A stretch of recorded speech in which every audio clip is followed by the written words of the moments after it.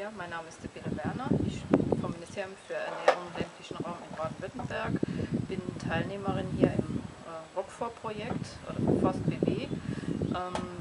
Wir sind heute hier zusammen, um uns unsere nächsten Projektschritte weiter zu planen.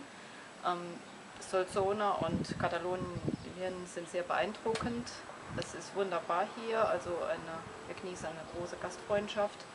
Und im Projekt selber sind wir sehr viel weitergekommen. Also wir haben jetzt konkrete Ziele uns gesteckt, die wir beim nächsten Treffen dann nochmal überprüfen und ja, dann insgesamt im Forstsektor auch weitere Ziele erreichen wollen.